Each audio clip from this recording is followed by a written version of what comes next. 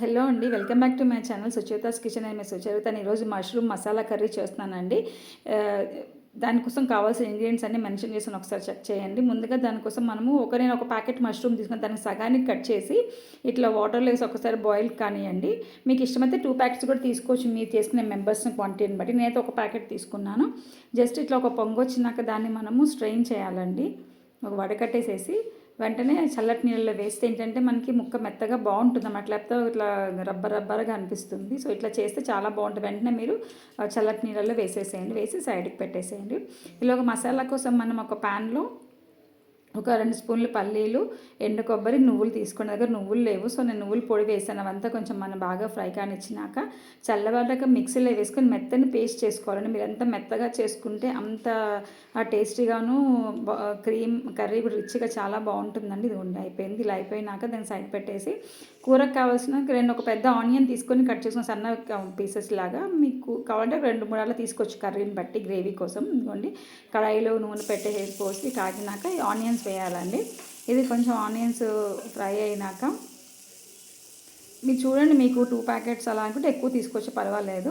ఇట్లా ఆనియన్స్ ఒకసారి పెట్టేసి పొయ్యి మీద అది కొంచెము ఎగదా కొంచెం ఈలోపు మనకు ఒక 2 టమాటాలు, పెద్ద టమాటాలు తీసుకొని ప్యూరీ చేసుకోవాలండి.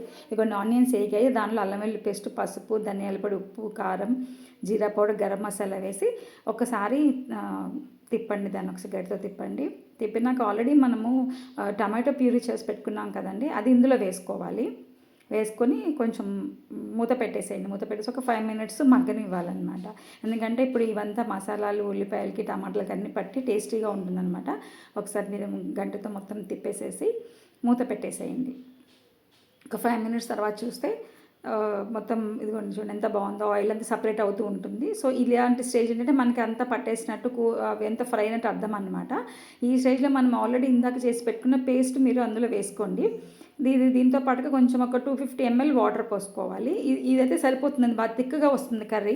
మీకు లేదు లూజ్గా కావాలంటే ఇంకా కొంచెం ఎక్కువ నీళ్ళు పోసుకోండి. మరీ పలచగా అయితే పోసుకోకండి, కొంచెం మరీ పలచగా నీళ్ళగా ఉంటుంది ఈ కన్సిస్టెన్సీ. ఓకే, ఇందులో కొంచెం వాటర్ పోసుకోండి, 250 ml అలాగా వాటర్ పోసుకుంటే సరిపోతుంది. వాటర్ పోసేసి ఒకసారి మీరు ఈ స్టేజ్లోనే ఏమైనా అన్ని సరిపోయినా చూసుకోండి, ఉప్పు, కారం అవన్నీ చూసుకొని ఒకసారి కలిపి పెట్టేసి మూత పెట్టేసేయండి. ఇవన్నీ బాగా ఏగి ఫ్రై అయ్యి చాలా బాగుంటుంది అనమాట. ఒక 5 మినిట్స్ చూడండి, ఇది మొత్తం ఇట్లా ఫ్రై అయిపోయి చాలా బాగుందండి. ఈ స్టేజ్లో మనం ఆల్రెడీ ఇందాక చల్లనీళ్ళలో వేసుకొని పెట్టుకున్నవి ఉన్నాయి కదా మష్రూమ్స్, వాటిని ఇప్పుడు ఇందులో వేయాలన్నమాట. మనము ఇందులో వేసేసి ఒకసారి మీరు తిప్పేసేసి మూత పెట్టేసుకోండి. ఎందుకంటే దీనిలో ఆల్రెడీ ఇందులో మరి ఇంకొకసారి ఉడికితే టేస్టీగా ఉంటుందన్నమాట. అలా తిప్పేసి ఒకసారి మూత పెట్టేసేయండి. 5 మినిట్స్ తర్వాత మీరు తీస్తే అది రెడీ అయిపోతుందండి, బాయిల్ అయ్యి మంచిగా అవుతుంది. ఈ స్టేజ్లో ఇదిగోండి, ఇప్పుడు మీరు ఏంటంటే కొంచెం కొత్తిమీర వేసుకోండి. కొత్తిమీర కొంచెం బటర్ వేసుకోవచ్చు, బటర్ కానీ క్రీమ్ కానీ, అది నా దగ్గర లేదు. సో నేను కొంచెం నెయ్యి వేసాను అనమాట. నెయ్యి వేసేసి ఒకసారి మొత్తం తిప్పేసేసి చూడండి, చాలా టేస్టీగా రిచ్గా ఉంటుందండి కర్రీ. మాత్రం స్మెల్ మాత్రం అదిరిపోతుంది. ఇది మనకి ఏంటంటే రోటీస్లోకి, చపాతీ, పుల్కా, పూరీల్లోకి, బగారా రైస్లోకి చాలా బాగుంటుంది. అంటే ప్లెయిన్ రైస్ కాకుండా ఫ్లేవర్డ్ రైస్లోకి చాలా బాగుంటుంది. మజ్జిగ రైస్ కానీ ఏ రైస్లో కన్నా చూడండి చాలా బాగుంది, యమ్మీగా ఉందన్నమాట. మీకు నచ్చితే ఒకసారి ట్రై చేయండి. ఇది కర్రీ తెలియని వాళ్ళ కోసం మాత్రమే అండి, తెలిసిన వాళ్ళకైతే అవసరం లేదు. తెలియని వాళ్ళు చూసి ట్రై చేయండి ఒకసారి. మీకు ఇష్టమైతే మీరు కూడా చేసుకోండి. Thanks for watching.